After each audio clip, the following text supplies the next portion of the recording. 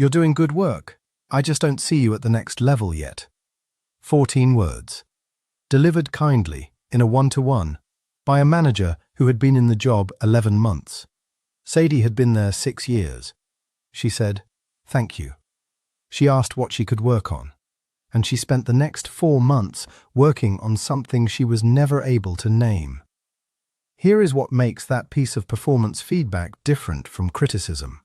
Criticism tells you that something specific fell short. This tells you that you fall short, and it does it in a form that has nothing in it you could ever prove wrong. There is no version of the next 4 months where Sadie walks back in holding evidence. She cannot bring the thing that was never named. That is not a communication failure. It is a structure. And once you can see the structure, you stop trying to answer it. Take 2 sentences. The first, the competitor section was missing from the deck. The second, you're not strategic enough. Both are negative. Only one of them can be wrong. The first one has a fact underneath it. The section was there or it wasn't. If it was there, the criticism collapses, and the person who made it has to withdraw it. That exposure is what makes it real feedback. It can be answered, which means it can also be defeated. The second has no fact underneath it at all. There is no document you could produce, no project you could point at, no meeting anyone could replay that would settle it, not because you lack evidence, because the sentence was built without a place for evidence to go. Philosophers have a word for a claim constructed so that nothing could count against it. It isn't a compliment. A claim that cannot fail a test isn't a strong claim. It's a claim that has opted out of being tested. Most feedback advice treats vagueness as laziness, or as discomfort, or as a manager who didn't prepare. Sometimes it is all three.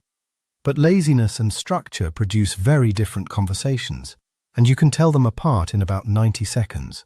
We'll get to how. There is a belief sitting underneath almost every performance conversation that feedback helps. More feedback, more improvement.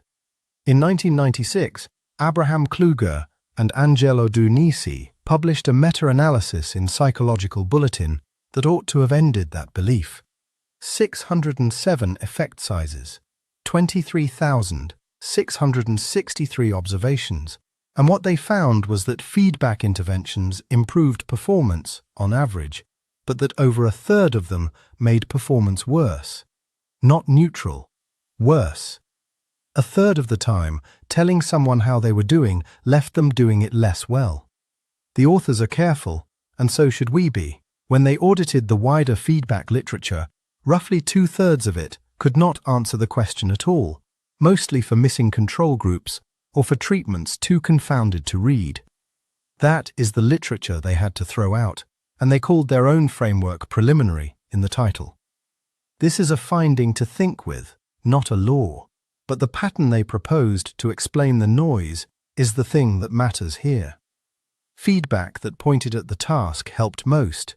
Feedback that pointed at the self helped far less. The benefit shrank almost to nothing. That is their explanation, tested against their own data, not a law, of nature. When attention moves off the work and onto the person doing it, the effort that should have gone into the work goes somewhere else, into managing how you are seen. Read the 2 sentences again with that in mind. The competitor section was missing points at a deck. You're not strategic enough points at a person. One of those tells you where to put your hands. The other tells you to become someone else and doesn't say who. There is a second piece of research that explains why the 4 months went nowhere. Edwin Locke and Gary Latham spent 35 years on goal setting, and in 2002 they summarized it in American Psychologist. Their central comparison was between specific, difficult goals and the thing organizations say instead, do your best. Across their meta-analysis, the effect sizes ran from 0.42 to 0.8. Specific goals won consistently. Their own conclusion, in the paper, is blunter than anything I'd write. When people are asked to do their best, they do not do so. Not because they're lying, because your best isn't a target. It has no edge. You cannot tell whether you have reached it, so you cannot tell when to stop, and you cannot tell whether today was better than last Tuesday. A goal works by being something you can be measured against and, Crucially, something you can reach.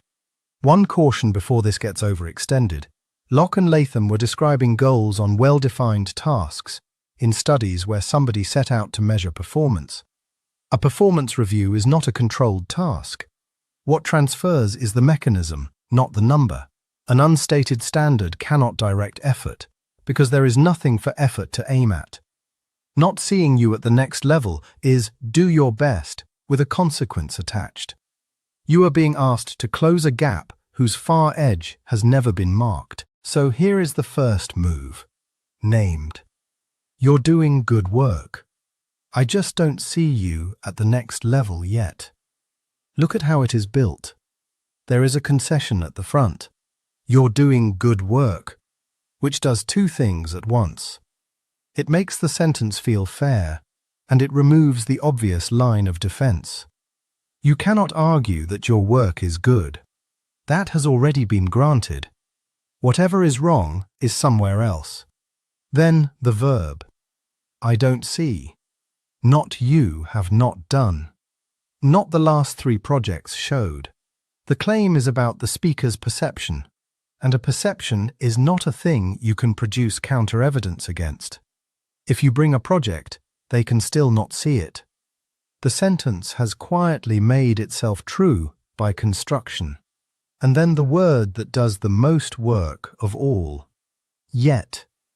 It implies a trajectory. It implies that time and effort will resolve this. It converts a refusal into a schedule, and the schedule has no dates on it. That is feedback from manager to employee, with every handle filed off. 14 words, and there is no sentence you can say next that changes anything. Which brings us to the advice.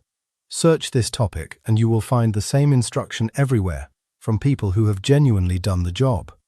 Ask for a specific example. Ask what success would look like. Ask what evidence would show you'd met it. It is good advice. It is the right first move. And I want to be precise about what it does and does not do, because it is also the point where a lot of people get quietly stuck. Sadie asked. She asked well. She said, "Can you give me an example of what that looks like at the next level?" And she got, "It's more of a pattern thing. It's how you show up in the room. Now watch what has happened to the conversation." She asked a reasonable question and received another unfalsifiable sentence. And the asking is now itself part of the record. She has demonstrated that she needed it explained. In a frame where the deficiency is described as perception, seeking clarification looks like the very thing being alleged. This is the same shape as the reassurance tax we took apart in the micromanagement video. The standard advice is not wrong. It is incomplete in a specific way. It assumes the vagueness is accidental. And it has no next step for the case where a clarifying question is another cloud. The clarifying question is not the solution. It is the test. What you are doing when you ask is not gathering information. You are finding out whether information exists. 2 months later, Sadie ran a project that went well. She brought it to the one-to-one. That's exactly the kind of thing I want to see. Now do it consistently. Nothing that happened before that meeting had specified consistency. It could not have. Until the project succeeded, there was nothing to be consistent about. The criterion was created by the evidence that would otherwise have satisfied it. This is the move that makes the previous two durable. An unfalsifiable claim only has to survive contact with success once. If the standard can be restated afterwards, the person can never accumulate anything. Every win becomes the new baseline rather than the discharge of the debt. And notice, it does not require anyone to be lying. A manager can believe every sentence as they say it. The structure does not need bad faith.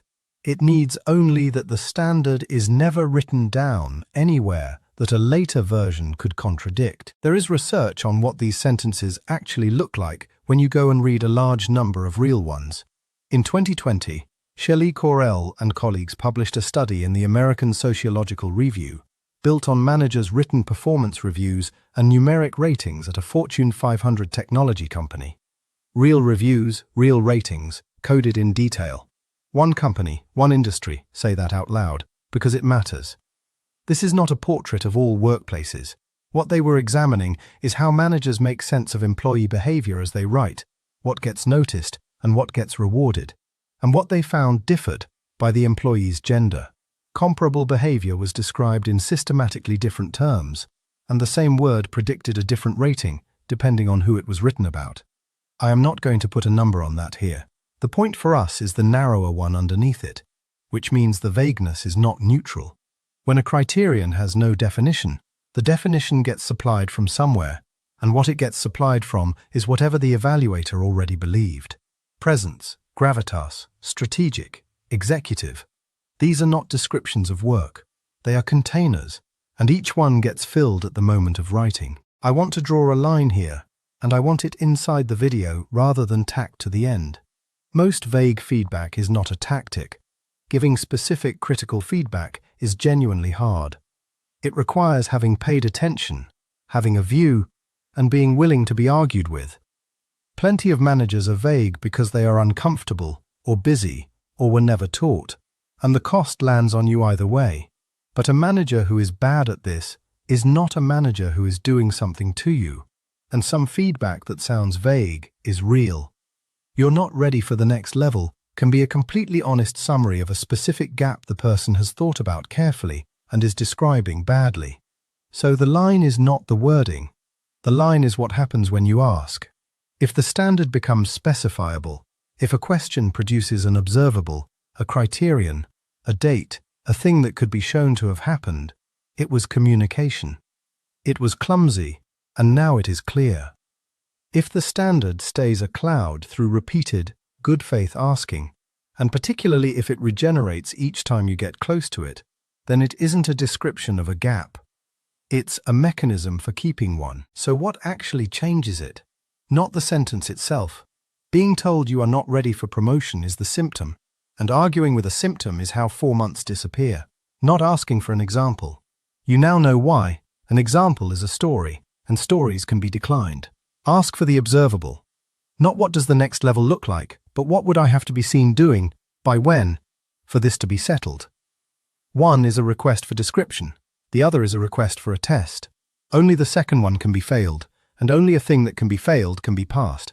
Then write it down and send it back, not as a threat, as a definition. My understanding is that by the end of Q3 you'd expect to see X. A standard that exists in writing cannot be quietly restated later, and the retroactive move needs the absence of a record to work. And then watch what the record does. If the answer keeps arriving as a cloud, you have not failed to communicate. You have run the test, and you have your result. The most useful thing that clarity buys you is not the promotion. It's the ability to stop spending yourself on a target that was never placed.